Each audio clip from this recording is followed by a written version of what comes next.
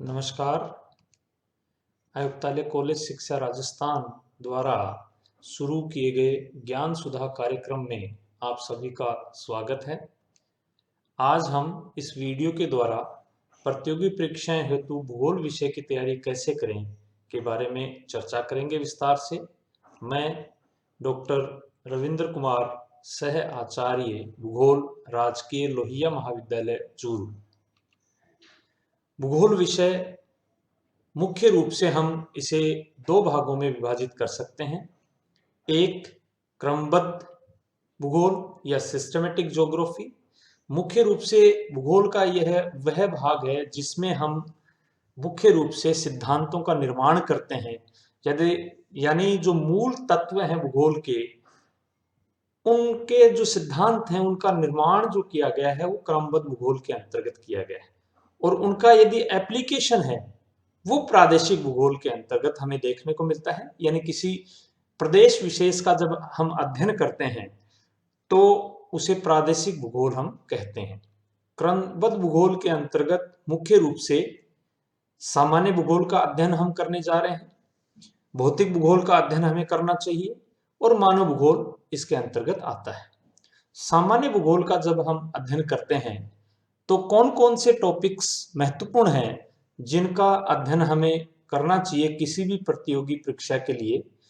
उसमें ब्रह्मांड के बारे में हमें जानकारी होनी चाहिए, क्योंकि कोई भी प्रतियोगी परीक्षा है उसमें तथ्यों के बारे में या सूचनाओं के बारे में हमें जानकारी होनी चाहिए।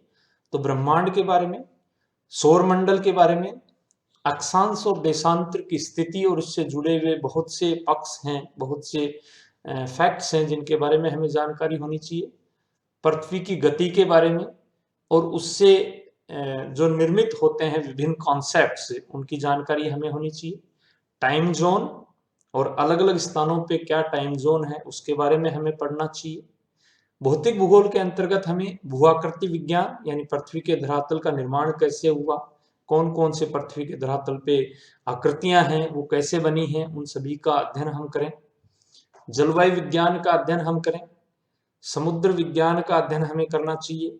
जैवमंडल और पर्यावरण भूगोल, ये सभी भौतिक भूगोल के भाग हैं। मानव भूगोल के अंतर्गत जनसंख्या, उसके वितरण और उससे संबंधित विभिन्न पक्षों का अध्ययन हमें करना चाहिए।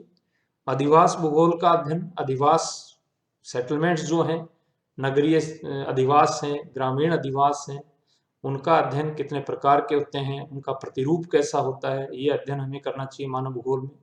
आर्थिक क्रियाएं, मनुष्य की जितनी भी आर्थिक क्रियाएं हैं उनका अध्ययन मानव भूगोल के अंतर्गत किया जाता है। सांस्कृतिक तत्वों का अध्ययन किया जाता है। ये सभी के सभी जो टॉपिक्स हैं ये हम क्रमबद्ध भूगोल के अंतर्गत पढ़ते हैं, जो सभी प्रतियोगी परीक्षाओं में काम आते हैं।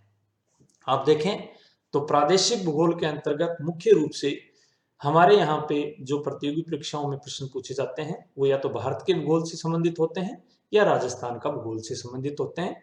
और इन दोनों ही जो भाग हैं इनमें जो मुख्य टॉपिक्स हैं जिनके बारे में प्रश्न पूछे जाते हैं वो ये हैं: परिचय है, भौतिक विभाजन है, अपवाह तंत्र है, जलवायु है, प्राकृतिक वनस्पति है, राष्ट्रीय पार्क, वन्य जीव, जल संसाधन, कृषि से संबंधित, उद्योगों से संबंधित, परिवहन से संबंधित और जनसंख्या से संबंधित प्रश्न नॉर्मली प्रतियोगी परीक्षाओं में पूछे जाते हैं।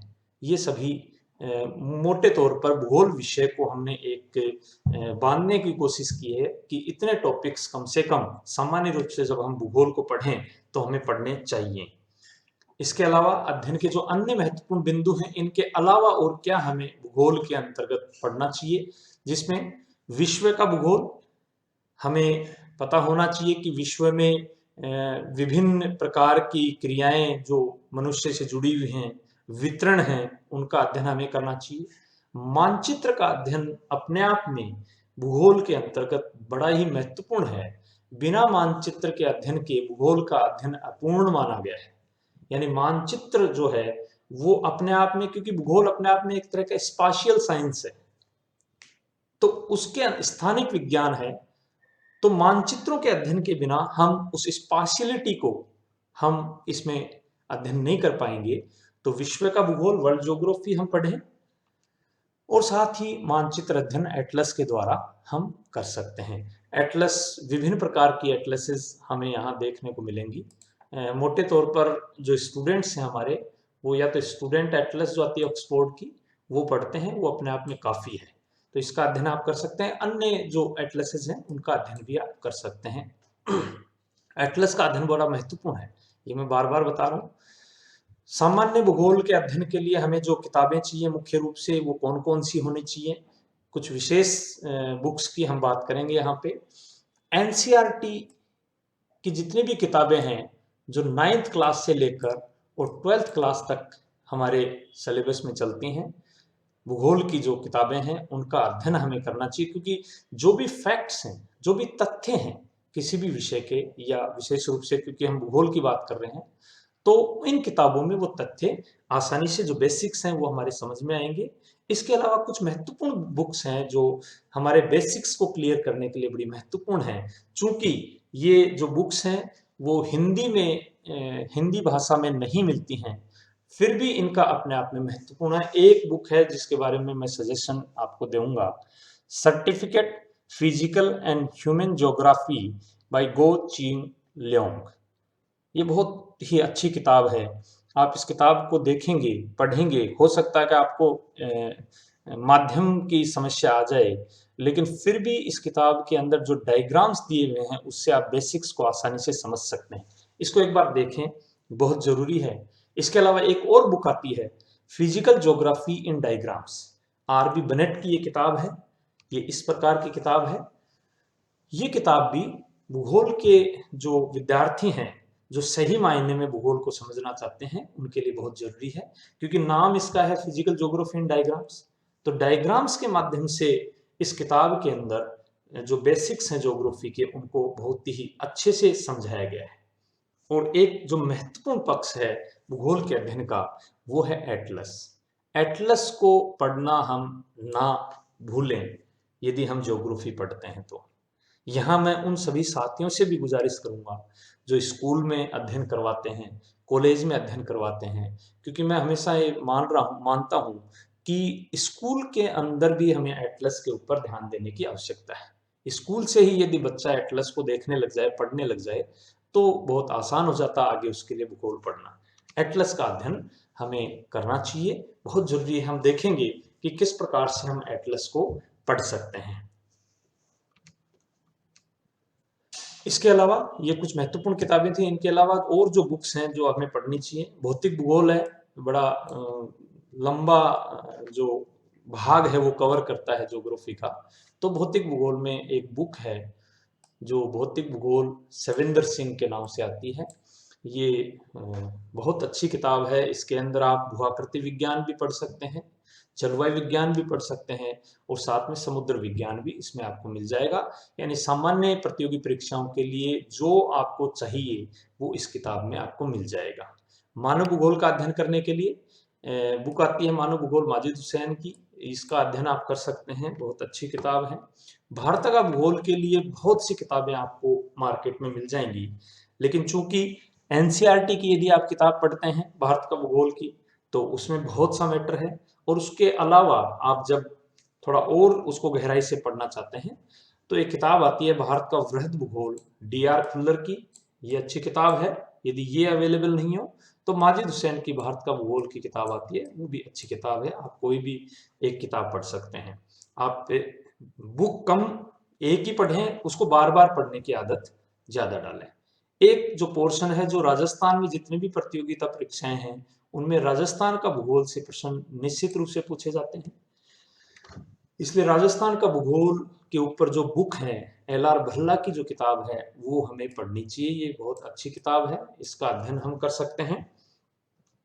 इसके अलावा हम जो फोकस कर रहे हैं, एटलस का अध्ययन हमें कैसे करना चाहिए, क्योंकि एटलस के बिना भूगोल को पढ़ना बड़ा मुश्किल है। दो महत्वपूर्ण बातें हैं जो यहाँ ध्यान देने वाली हैं। एक तो एटलस हमें इसलिए पढ़ना चाहिए क्योंकि एटलस पर आधारित बहुत से प्रश्न हमारी परीक्षाओं में आते हैं। दूसरा इसलिए पढ़ना चाहिए कि हम भूगोल जब पढ़ते हैं तो जब भी वितरण पढ़ते हैं, विभिन्न आर्थिक गतिविधियों का वितरण पढ़ते हैं मनुष्य से जुड़ी हुई, तो बहुत से ऐसे स्थानों का नाम हमारे सामने आता है। यदि हम एटलस को आधार बना के उस स्पाशियल अध्ययन को करें या वितरण के अध्ययन को करें, तो बहुत आसान हो जाता है उन स्थानों को याद करना। यदि एटलस में उन स्थानों को देखेंगे हम, तो वो बहुत आसानी से हमारे याद हो जाते हैं। तो एटलस के अध्ययन का महत्व बताने के लिए हम कुछ विभिन्न जो प्रतियोगी परीक्षाएं हैं उनके प्रश्नों को यहाँ देखेंगे कि किस प्रकार के प्रश्न एटलस पर आधारित पूछे जाते हैं और किस तरह से हम उनका अध्ययन कर सकते हैं। उससे पहले एटलस का अध्ययन हमें कैसे करना चाहिए। एटलस का अध्ययन आपको अपने मूल समय में करने की आवश्यकता नहीं है। जब आप थोड़ा फ्री हो, जब आपके पास आप बहुत ज़्यादा समय तक पढ़ रहे हैं और आपको अब थोड़ा सा टाइम, रिसेस का टाइम चाहिए, आप चाहते हैं कि मूल अध्ययन से थोड़ा हम हटके रेस्ट करें, तो उस समय भी आप एटलस पढ़ सकते हैं। एटलस आप कुछ देखते हुए पढ़ सकते हैं, फ्री हो तब पढ़ सकते हैं। उसको कैसे पढ़ें ये बहुत ज़रूरी है। एटलस का अध्ययन यदि व्यवस्थित तरीके से किया जाए तो ये बहुत आसान हो जाता है। सबसे पहले हमें एटलस में अलग अलग महाद्वीपों का अध्ययन करना चाहिए। सबसे पहले एक महाद्वीप को लें और उस महाद्वीप के अंदर मौजूद जितने भी भौगोलिक तत्व हैं उनका अध्ययन सबसे पहले करें। चूंकि जितने भी महाद्वीप हैं उनमें हम देखें तो नॉर्थ अमेरिका ऐसा महाद्वीप है जिसमें देश भी कम है और आसानी से हम उसका अध्ययन शुरू कर सकते हैं। आसान रहेगा शुरुआत करने के लिए। तो सबसे पहले सबसे सरल क्षेत्र का अध्ययन किया जाना चाहिए और हम उत्तरी अमेरिका महाद्वीप के अध्ययन से इसकी शुरुआत कर सकते हैं। ये आप सब जानते हैं उत्तरी अमेरिका, और कैसे हम उत्तरी अमेरिका महाद्वीप का अध्ययन कर सकते हैं। ये उत्तरी अमेरिका महाद्वीप का मानचित्र है आपके सामने। ये भौतिक मानचित्र है उत्तरी अमेरिका का, और इसमें जो मानचित्र, जो भी महाद्वीप आप लें पढ़ने के लिए, उसमें जो महत्वपूर्ण मुख्य जो तत्व हैं जिनका अध्ययन हमें करना चाहिए वो ये है कि वहाँ मौजूद विभिन्न देशों की राजधानियाँ, उनकी लोकेशन हमें पढ़नी चाहिए। प्रमुख पर्वत श्रेणियाँ कौन सी हैं, वहाँ मौजूद कौन कौन सी महत्वपूर्ण चोटियाँ हैं, नदियाँ, उन पे बने हुए बांध, झीलें कौन सी हैं, खाड़ियाँ कौन सी हैं, जलडमरू मध्य कौन से हैं और प्रमुख शहर कौन से हैं। ये कुछ महत्वपूर्ण तत्व हैं जिनका अध्ययन हमें हर महाद्वीप का करना चाहिए। तो सबसे पहले एक महाद्वीप लें और उसके अंदर फिर इन सभी मुख्य तत्वों का अध्ययन आप कर लें। फिर दूसरा महाद्वीप लें, फिर इस तरह से आप पूरे महाद्वीपों को कवर कर सकते हैं। और फिर महासागरों को आप देख सकते हैं। महासागरों में मुख्य रूप से आपको वहां मौजूद विभिन्न द्वीप समूहों का अध्ययन करना है कि कौन कौन से मुख्य द्वीप समूह कहाँ कहाँ स्थित हैं। आप देखिए उत्तरी अमेरिका में प्रमुख पर्वत श्रेणियों के यदि बारे में हम देखें तो कौन कौन सी हैं। सबसे पहले हम एटलस देखना शुरू करें तो यहाँ आप देखेंगे कि ये मुख्य पर्वत श्रेणियां हैं उत्तरी अमेरिका महाद्वीप में, जिसमें सबसे महत्वपूर्ण है रोकीज माउंटेन्स, ये कोस्ट रेंजेस हैं। आप देखेंगे एप्लेचियन, बहुत पुराना पर्वत श्रेणी है, ये कनाडियन शील्ड है। ये आप देखें ब्रुक्स रेंजेस, अलास्का रेंजेस, ये सियरा नेवदा, ये सियरा मैड्रस। इस प्रकार से महत्वपूर्ण जो पर्वत श्रेणियां हैं वो अमेरिका की यहाँ हमें दिखाई गई हैं। ये इस मानचित्र से आप इसको आसानी से देख सकते हैं। इसको आप देख सकते हैं कि कौन कौन सी मुख्य पर्वत चोटियां हैं वो भी इसमें दिख रही हैं। माउंट एल्बर्ट आपके सामने ये दिख रहा है आपको। इसी तरह से माउंट लोगन है, काफी ऊंची चोटी है रोकीज पर्वत श्रृंखला में। ये मैकेंजी माउंटेन्स हैं, अलास्का रेंजेस हैं। ये इधर देखेंगे तो एल्यूशियन आइलैंड्स हैं जो पश्चिम की तरफ जाते हैं, अलास्का पेनिनसुला इसको कहते हैं। तो जब आप एटलस को पढ़ना शुरू करेंगे तो बहुत सी नई चीजें आपके सामने आपको देखने को इसमें मिल जाएंगी। इसके अलावा आप आगे बढ़ेंगे तो जो मुख्य नदियां हैं और झीलें हैं अमेरिका की, ये देखिए आप इस मानचित्र से। एटलस में इसी तरह से मानचित्र आप देखेंगे कि सबसे पहले कौन कौन सी नदियां हैं उनको आप देखें ये देखिए मिसिसिपी नदी है जो गल्फ ऑफ मैक्सिको में गिरती है, फिर मिसूरी इसकी सहायक नदी है, ओहियो इसकी सहायक नदी है, सेंट लॉरेंस नदी है जो महान झीलों से आपके अटलांटिक सागर को जोड़ती है, महासागर को जोड़ती है। इसके अलावा रियो ग्रांडे, कोलोराडो नदी बड़ी महत्वपूर्ण नदी है, कोलंबिया नदी, फ्रेजर, ये मैकेंजी नदी है, ये चर्चिल नदी है, ये यूकोन नदी है, इस भाग को यूकोन टेरिटरी के नाम से भी जाना जाता है। तो इस प्रकार से आप आसपास भी और देखेंगे तो गल्फ ऑफ अलास्का ये रहा, बेरिंग सी है ये, आप देखिए बेफोर्ट सी है, आर्कटिक सागर आ जाता है इधर, बैफिन बे, लेब्राडोर सी, हडसन बे, ये देखिए हडसन बे। तो इस प्रकार से हम एटलस को पढ़ना शुरू कर सकते हैं, किसी भी एक महाद्वीप को ले लें और उसका अध्ययन शुरू कर सकते हैं। ये देखिए नदियों के साथ साथ कुछ झीलें भी यहाँ दिखाई गई हैं, आप देखेंगे। ये देखिए ग्रेट बियर लेक कनाडा में है, ग्रेट स्लेव लेक यहाँ आपको दिख रही है, रेंडियर लेक, लेक अथाबास्का, ये बड़ी महत्वपूर्ण जो सभी की सभी कनाडा में स्थित हैं। इसके अलावा यूएसए में आप देखेंगे तो महान झीलें हैं, वो बड़ी इंपॉर्टेंट है, उनके ऊपर बहुत बार प्रश्न पूछा जाता है। ये जो क्षेत्र है ये महान झीलों वाला क्षेत्र है, आप देखेंगे इसको विस्तार से अभी देखते हैं हम। लेक सुपीरियर है, इसको विस्तार से हम देखते हैं। महान झीलें अमेरिका की कौन सी हैं, ये वाला भाग है, ये देखिए आप, ये महान झीलें हैं, 5 झीलें हैं अमेरिका की जो महान झीलों के नाम से जाने जाते हैं। ग्रेट लेक रीजन इसे कहा जाता है। ये इनमें सबसे बड़ी जो है लेक सुपीरियर है, आप ये लेक मिशिगन है, ये ह्यूरोन है, ये लेक ईरी है, लेक ओंटारियो है। और जब इनका अध्ययन हम करते हैं तो इनसे जुड़ी हुई अन्य तत्वों का भी हमें अध्ययन करना चाहिए, जैसे कि लेक सुपीरियर और लेक ह्यूरोन के मध्य आप देखेंगे यहाँ पे, तो यहाँ पे सोल्ट सेंट मैरी कैनाल है एक, जिसे शू कैनाल के नाम से भी जाना जाता है। तो ये काफी बार पूछा जाता है, प्रश्न भी आता है बहुत से कॉम्पिटिटिव एग्जाम्स में। नाइग्रा फॉल्स, ये देखिए नाइग्रा फॉल्स कहाँ स्थित है, तो लेक ओंटारियो और लेक ईरी के मध्य में यहाँ नाइग्रा फॉल्स स्थित है। इनके बीच में जो कैनाल है, जो नहर है, उसको वेलेंड कैनाल के नाम से जाना जाता है, वेलेंड।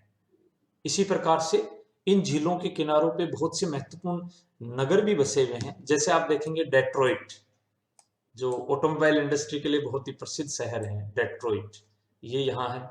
विंडसर आप देखिए। तो इस प्रकार से बहुत से, शिकागो, शिकागो का नाम हम बार बार सुनते हैं, मिचिगन के बिल्कुल किनारे पे है शिकागो। तो इस प्रकार से हम अध्ययन एटलस के द्वारा कर सकते हैं लोकेशंस का।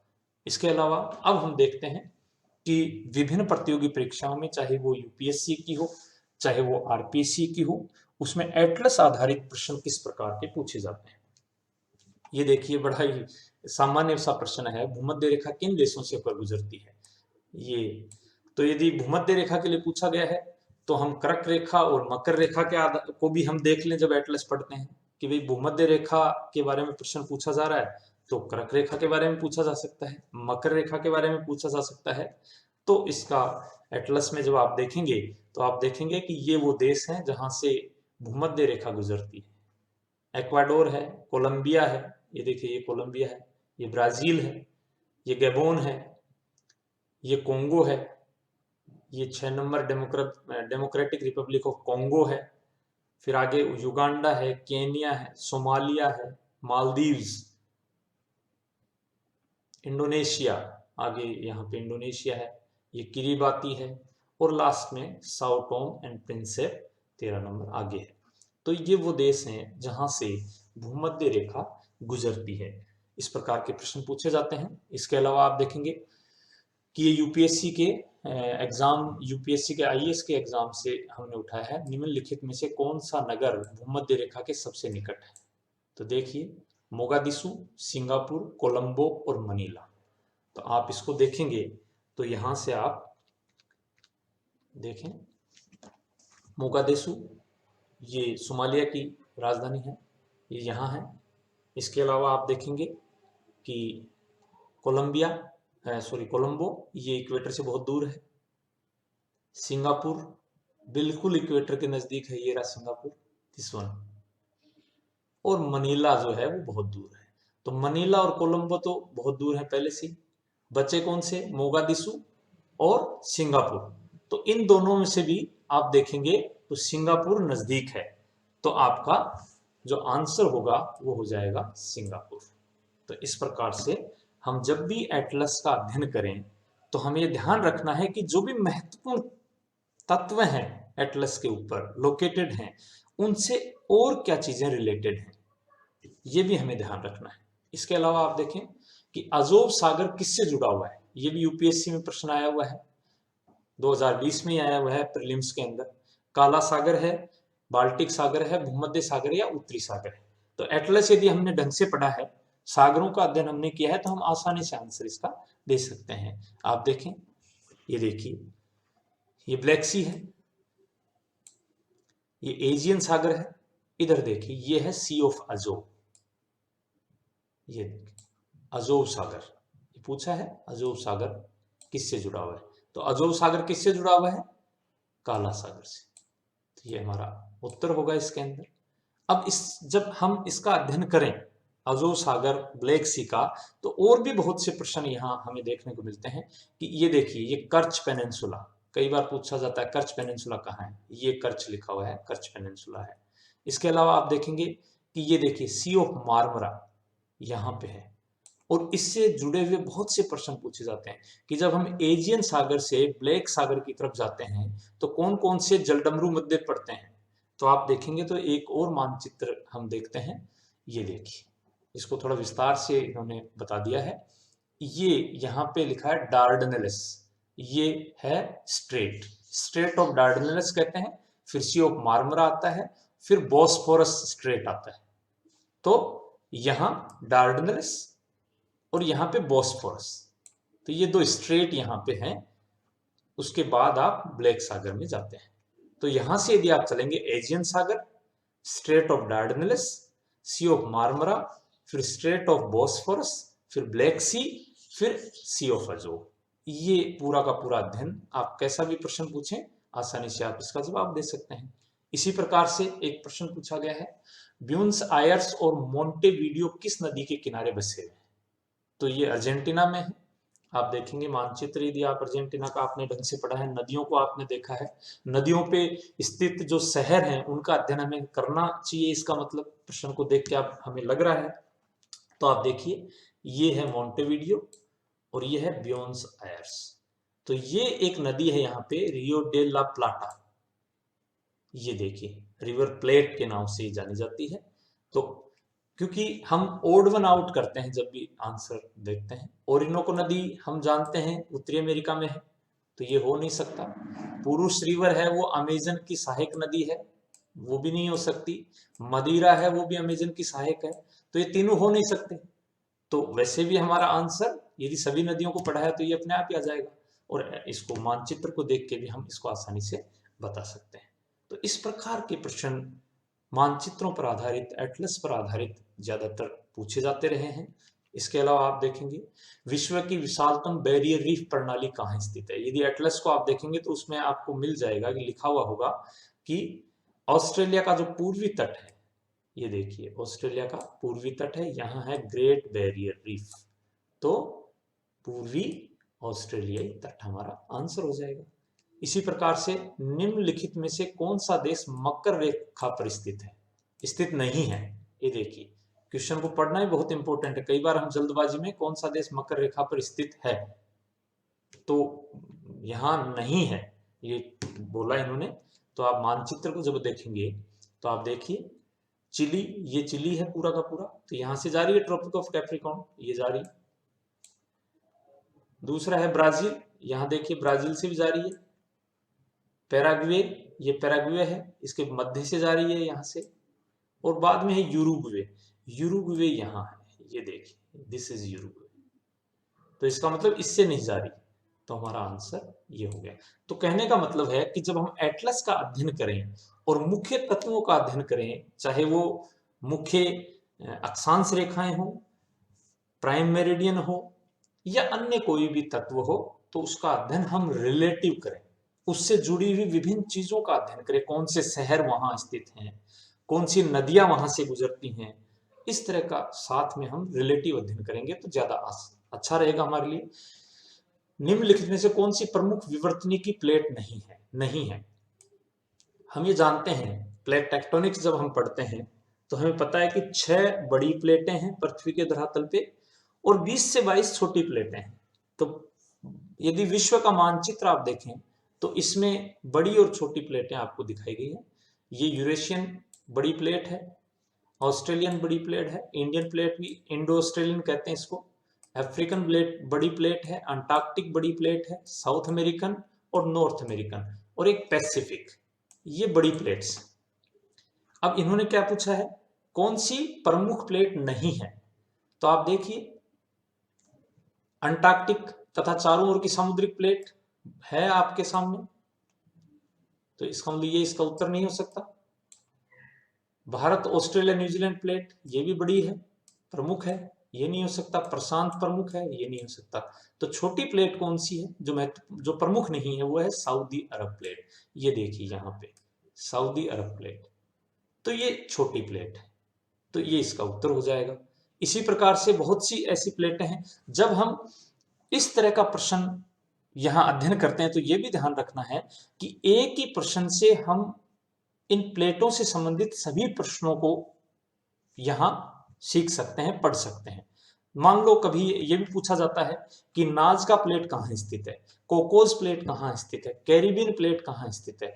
तो आपको जब हम इस प्रश्न को पढ़ रहे हैं तो हमें सिर्फ आंसर की देखकर और उत्तर नहीं देख लेना है, जबकि हमें यह भी देखना है कि अन्य प्लेटों की क्या स्थिति है, ताकि इससे जुड़ा हुआ कोई भी प्रश्न आता है तो हम आसानी से उसको सोल्व कर सकते हैं। ये कोकोस है, ये नाज़का है, ये छोटी प्लेटें हैं, ये जुआन डी फूका है, ये छोटी प्लेट है। इसके अलावा आप देखेंगे तो ये फिलीपींस प्लेट है, ये भी स्मॉलर है, ज्यादा मतलब प्रमुख नहीं है। तो ये अब हमेशा हमें ध्यान रहेगा कि कोकोस, नाज़का, जुआन डी फूका, फिलीपींस प्लेट्स और अरेबियन प्लेट कहाँ है, और ये कैरिबियन है, ये भी प्रमुख नहीं है। तो इस तरह से हम अध्ययन कर सकते हैं। ठीक इसी प्रकार से एक और प्रश्न हमने यूपीएससी के पेपर से उठाया है, निम्नलिखित में से कौन सी नदी काला सागर में नहीं गिरती है, नहीं मिलती है। तो आप देखें वोल्गा सबसे पहले इनका ऑप्शन है, वोल्गा ये नदी है, कहाँ गिर रही है, ये गिर रही है इधर जाके, और ये है कास्पियन सागर, जबकि इसने क्या पूछा है, काला सागर में। इसके अलावा निपर, ये निपर है, डॉन, ये डॉन है जो सी ऑफ अजोव में गिर के और काला सागर में जा रही है। डेन्यूब, ये देखिए डेन्यूब यहां से आके और काला सागर में गिरती है। तो ये तीनों नदियां काला सागर में गिर रही है, ये भी और ये भी। कौन सी नहीं गिर रही, वोल्गा। वोल्गा किस में गिर रही है, कास्पियन में। तो ये हमारा उत्तर होगा इसके अंदर। तो हम जब एटलस का अध्ययन करते हैं तो हमें ये भी एक पक्ष रखना चाहिए कि कौन सी नदी किधर बहती है और कहाँ जाके गिरती है। तो इस तरह के प्रश्न पूछे जाते हैं एटलस आधारित। इसके बाद हम देखेंगे कि निम्नलिखित युग्मों पर विचार कीजिए। ये नदी दी हुई है हमारी और कहाँ जाकर गिरती है, तो मिकोंग नदी है सबसे पहले, ये हम देखते हैं मिकोंग नदी। तो मिकोंग नदी कहाँ बताया इन्होंने, अंडमान सागर, जबकि ये कहाँ गिर रही है, ये देखिए गल्फ ऑफ थाईलैंड। अंडमान सागर कहाँ है, यहाँ पे। इसका मतलब ये इसका उत्तर सही नहीं है, सही मैच नहीं है। थेम्स नदी, ये देखिए थेम्स नदी कहाँ, इरिस सागर यहाँ है, जबकि थेम्स नदी किधर जा रही है, इधर नॉर्थ सी की तरफ। तो ये भी इसका सही उत्तर नहीं है। वोल्गा, हमने देखा वोल्गा नदी कहाँ गिरती है, ये वोल्गा नदी है, और ये कहाँ गिर रही है, कैस्पियन सागर में। तो इसका मतलब ये सही है। जम्बेजी, जम्बेजी नदी को आप देखिए, ये रही जम्बेजी नदी जो यहां से होती हुई यहां गिरती है, इंडियन ओशन, ये रहा इंडियन ओशन। तो इसका मतलब ये भी इसका सही है। तो कौन कौन से सही हो गए, 3 और 4, 3 नंबर सही है और 4 नंबर ऑप्शन ये इसका मतलब सही है, क्योंकि इन्होंने पूछा उपयुक्त युग्मों में से कौन सा सही सुमेलित है। तो ये ध्यान रखें। यहां ये भी पूछ सकते हैं सही सुमेलित नहीं है, यदि नहीं आ गया तो फिर हमें 1 और 2 उत्तर होगा, यानी ये हो जाएगा। तो ये भी ध्यान रखना हमें। तो कहने का मतलब है जब हम नदियों के बारे में पढ़ रहे हैं तो तो हमें यहाँ पे देखिए एक नई चीज और देखने को मिल गई कि करीबा डैम है, कैफू डैम है और कैबोरा बासु डैम है। ये 3 डैम है जो ज़ैम्बीज़ी नदी पे हैं। तो इनसे संबंधित प्रश्न भी आ सकते हैं। तो जब हम इस नदी का अध्ययन कर रहे हैं तो ये भी साथ में हम पढ़ सकते हैं। इसके अलावा आप देखें, निम्नलिखित में से कौन सी उष्ण समुद्री धाराएं हैं? उष्ण का मतलब गर्म। तो आप देख लीजिए, जो सागरीय धाराएं हैं उनका मानचित्र आपको एटलस में मिल जाएगा। आप 2 तरह की धाराएं यहाँ दिखाई गई हैं, एक वार्म करंट है और एक कोल्ड है। यानी जो रेड कलर से दिखाया गया है वो वार्म है, उष्ण है, और जो ब्लू से है वो ठंडी धाराएं हैं। सबसे पहले आप देखें कुरुशियो और कैलिफोर्निया धारा। इन्होंने क्या पूछा, उष्ण धारा कौन सी है? तो कुरुशियो और कैलिफोर्निया कहाँ है? आप देखिए कैलिफोर्निया ये रही, नीले कलर में है तो ठंडी धारा है। तो इसका मतलब ये नहीं है, कुरुशियो दोनों का कॉम्बिनेशन नहीं बैठ रहा, तो ये भी नहीं है, ये गलत है। उत्तरी अटलांटिक अक्वा और ब्राजील धारा कहाँ है? ये तो ब्राजील है, और उत्तरी अटलांटिक यहाँ, ये देखिए ये रही उत्तरी अटलांटिक। तो ये दोनों क्या है, उष्ण है। ये भी उष्ण है और ये भी उष्ण है, इसका मतलब ये है उष्ण है। ये कैनरीज और वेनेजुएला, कैनरीज कहाँ है? कैनरीज ये रही, ठंडी जलधारा है, वेनेजुएला ठंडी जलधारा है, तो ये भी सही नहीं है। पश्चिमी पवन अपुआ यानी वेस्ट विंड ड्रिफ्ट और फॉकलैंड, वेस्ट विंड ड्रिफ्ट कहाँ है? ये रही ठंडी जलधारा है, और फॉकलैंड ये रही, ये भी ठंडी जलधारा है, तो इसका मतलब ये भी सही नहीं है। तो हमारा सही उत्तर क्या हो गया? उत्तरी अटलांटिक अपुआ और ब्राजील धारा। तो जब हम इन समुद्री धाराओं का अध्ययन करें तो ये देख लें हम कि कौन सी उष्ण है और कौन सी ठंडी जलधाराएं हैं, ताकि हमें इस तरह के प्रश्न यदि आते हैं तो हम उनका सही उत्तर दे दें। इनसे संबंधित अन्य प्रश्न और भी पूछे जाते हैं। निम्न में से कौन सी एक ठंडी महासागरीय धारा नहीं है? नहीं पूछा है। तो वेनेजुएला हमने देखा ठंडी है, ये रही, तो इसका मतलब ये उत्तर नहीं होगा, ठंडी है। तो पेरू ये रही ठंडी है, ये भी उत्तर नहीं होगा। कैनरी ठंडी है, ये भी उत्तर नहीं होगा। और अगुलास, अगुलास जो धारा है वो गर्म है, ये देखिए, तो ये इसका उत्तर सही होगा। इसके आगे चलिए, निम्नलिखित में से कौन सी ठंडी जलधाराएं हैं? पेरू है, देख लिया हमने। कैलिफोर्निया है। अल नीनो, हम जानते हैं कि अल नीनो एक गर्म जलधारा है। और नॉर्वे, ये रही नॉर्वे, गर्म जलधारा है, तो ये भी गर्म जलधारा है। तो बी और डी जो है वो गर्म है, और ए और सी है वो ठंडी है। तो इसमें ए और सी कहां दे रखा है? सही है, तो ये हमारा उत्तर सही होगा। इसके अलावा आप देख लीजिए, निम्नलिखित में से कौन सी नदी सीधे आकर गंगा में मिलती है? ये देखिए, चंबल, सोन, बेतवा, केन नदियों का अध्ययन करते समय ध्यान रखेंगे हम। चंबल कहां जाके मिल रही है? यमुना में। सोन कहां जाके मिल रही है? सोन ये है, देखिए ये यहां मिल रही है, गंगा में मिलती है। इसके अलावा बेतवा, ये देखिए यमुना में जाके मिलती है। और केन, केन भी यमुना की सहायक नदी है। तो ये तीनों की तीनों यमुना में मिलती है, यमुना जाके गंगा में यहां मिलती है। लेकिन सोन जो नदी है वो सिद्धि गंगा में मिलती है, तो हमारा आंसर क्या हो गया? सोन। तो ये हम जब भी एटलस को पढ़ें तो इन चीजों का हमें ध्यान रखना है। इसके अलावा निम्नलिखित युग्मों पर विचार कीजिए, सागर और उससे लगा हुआ देश। तो आप देखिए, एड्रियाटिक सागर, ये एड्रियाटिक सागर है। अल्बानिया इससे लगा हुआ है, ये रहा अल्बानिया है, सही है। काला सागर क्रोशिया से, काला सागर तो यहाँ है, और क्रोशिया कहाँ है? ये रहा क्रोशिया, नहीं है, तो ये क्रॉस हो जाएगा। कैस्पियन सागर कजाकिस्तान से, ये कैस्पियन सागर है, ये कजाकिस्तान है, इसका मतलब इसके साथ लगा हुआ है। भूमध्य सागर मोरक्को से, ये रहा भूमध्य सागर, ये है, और ये मोरक्को रहा, तो ये भी सही है। और लाल सागर सीरिया, तो लाल सागर ये यहाँ पे लाल सागर है, हम जानते हैं स्वेज नहर इसके अंदर से होके आती है। तो सीरिया का है? सीरिया यहाँ है, ये, तो इसका मतलब ये लाल सागर से नहीं लगा हुआ। तो कौन कौन से हैं? 1 नंबर, 3 नंबर और 4 नंबर, ये सही है। 1 नंबर, 3 नंबर और 4 नंबर, ये सही है।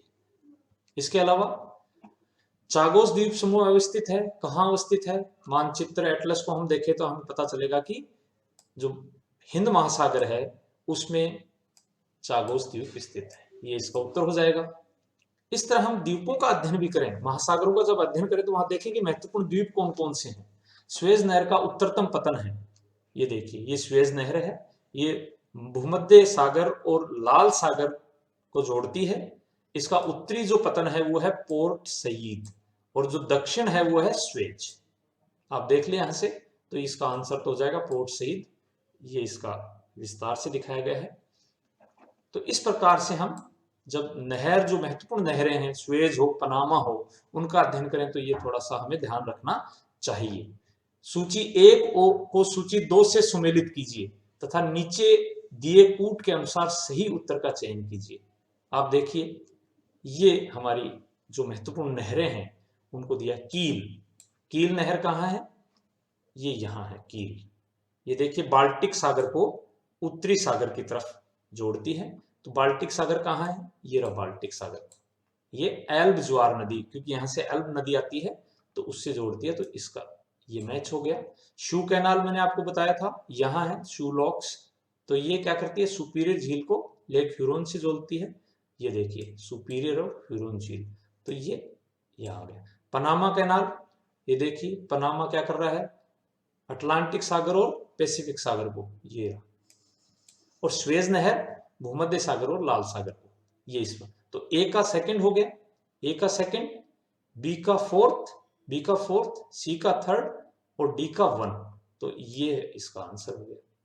तो इस प्रकार से हम एटलस के आधार पे बहुत से प्रश्नों का भूगोल में सही उत्तर दे सकते हैं। उसका एटलस का अध्ययन हमें करना बहुत जरूरी है, बहुत ही माइन्यूटली। ये देखिए, भारत का मानचित्र है, एटलस में इसको पढ़ सकते हैं।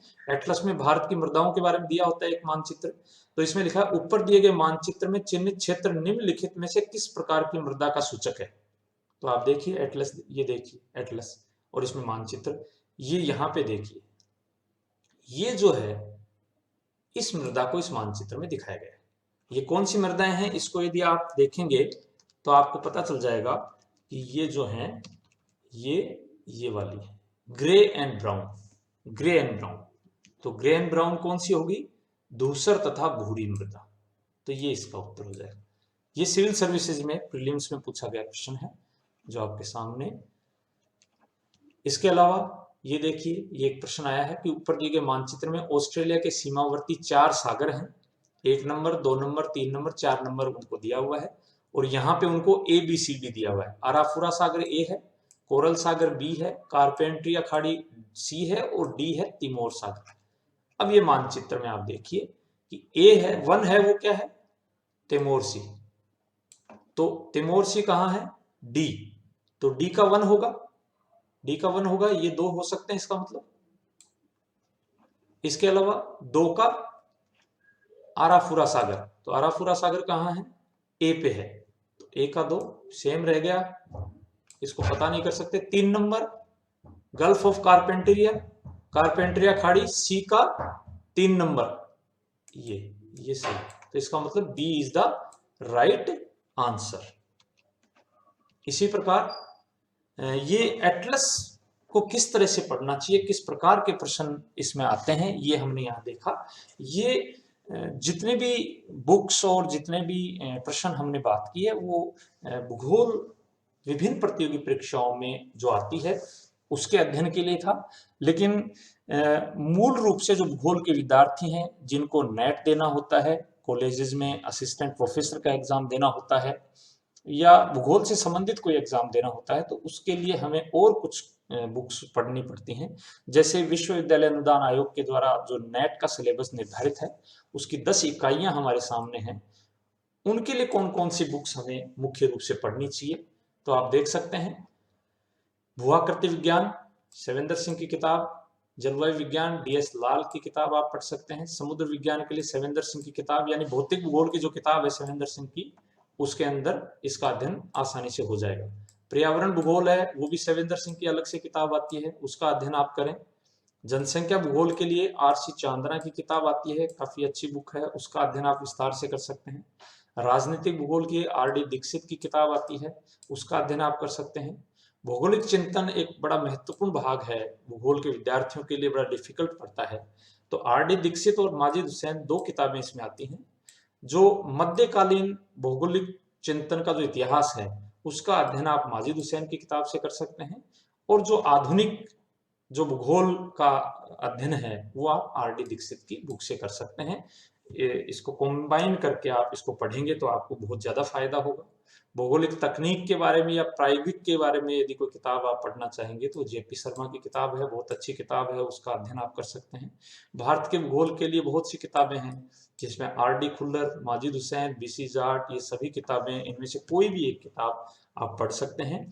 इन सब के अलावा आपको ये भी करना चाहिए कि कोई भी एक गाइड आप पढ़ सकते हैं। बहुत सी गाइड आती हैं, खुल्लर की गाइड आती है, माजिद हुसैन की गाइड आती है, अन्य और भी गाइड्स आती हैं, उनमें से एक गाइड आप अपने रेफरेंस के लिए इसमें पढ़ सकते हैं।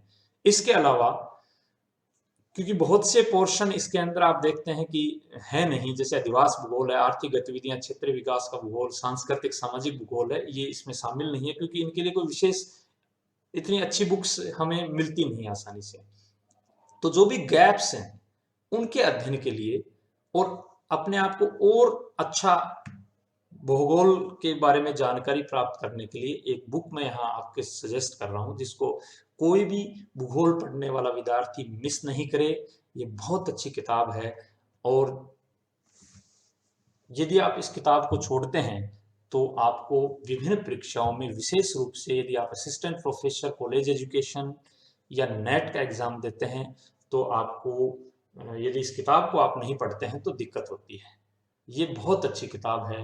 Economic and social geography novels and wiring की है किताब है और रूपा मेड सिंपल बुक्स की सीरीज के रूप में ये हमारे सामने उपलब्ध होती है।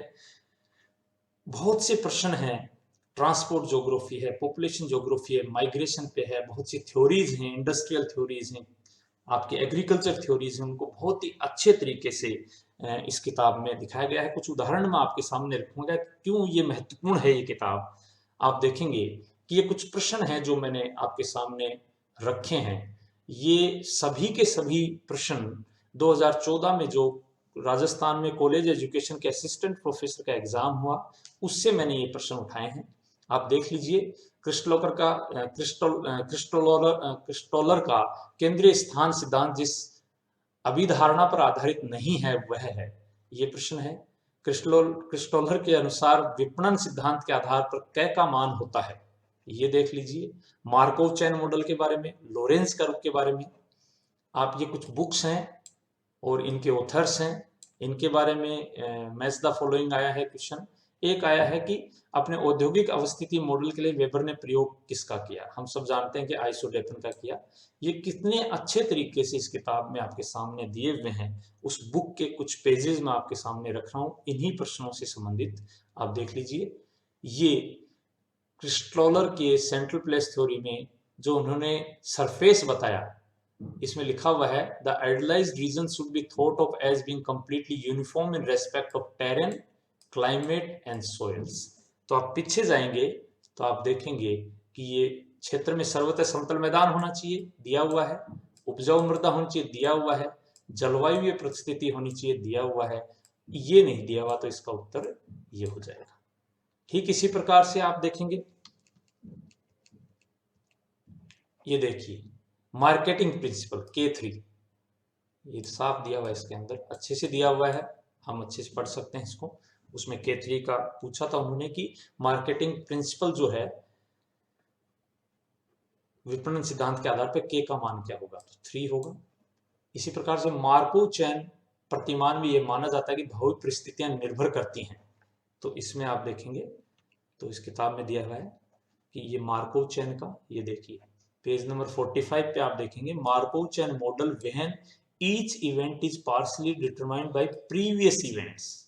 देखिए प्रीवियस इवेंट्स, और आपके उत्तर में क्या दिया हुआ है, पिछली सभी घटनाओं के माध्यम पर, कालक्रम की प्रथम परिस्थिति पर, तुरंत पिछले घटनाक्रम पर, केवल वर्तमान परिस्थिति पर।